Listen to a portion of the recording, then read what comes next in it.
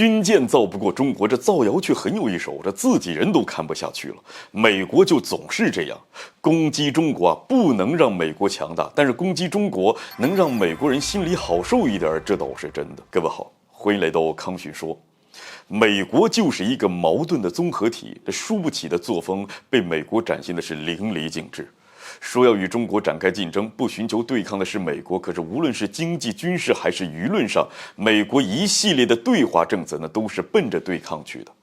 在美国眼里，跟中国展开竞争的前提就是美国充分保持着对中国的优势，而一旦这个优势不再，乃至这个优势不再明显，美国就开始想方设法攻击中国，试图通过美国霸权逼着中国放弃与美国竞争，逼着中国在利益上对美国让步。美国对中国发起的关税战是如此，打压中国高科技发展，针对中国发出芯片禁令，那也是如此。除此之外，中国这些年的军事发展也没少被美国攻击，美国军费开支持续飙升，都已经是中国的好几倍了。美国喊出来的口号却是为了应对中国军事崛起。看到中国军舰下水的速度很快，舰艇规模在10几年之间就超过了美国海军，而美国海军花样百出的造舰计划依然还只是一个计划。美国又开始在军舰建造上攻击中国。美国海军部长表示，中国有6家大型造船厂以及2家小型造船厂，这赋予了中国强大的舰艇建造能力。这也是为何中国海军的舰艇规模能在几年之内从340艘左右增加到400艘，完成了对美国海军的反超。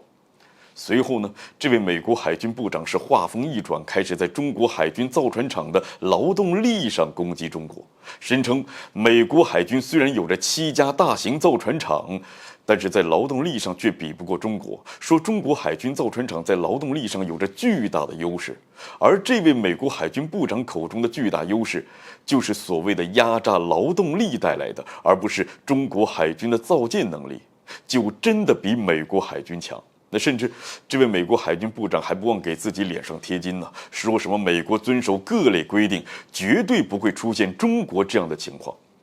你说这美国还真是军舰造不过中国，这个造谣却是很有一手啊。对于美国海军部长的言论，那自己人都有点看不下去了。这是有多无知才能说出这样的话？美国专家实在看不下去了，用事实反驳了这番荒谬的言论。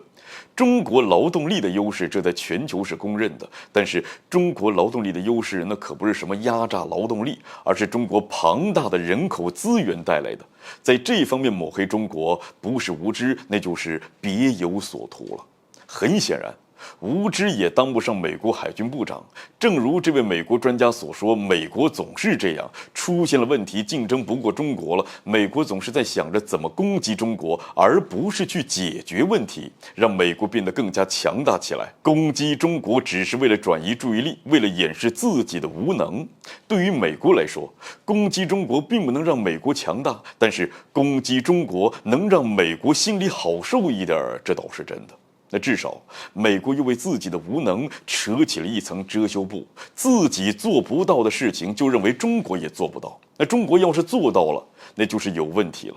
就好比在军舰的建造上，工人不愿意去给美国海军造军舰，美国海军想的不是怎么提高待遇，而是怪失业率不够高，使这些工人有了别的选择。所以压榨劳动力说的到底是谁呢？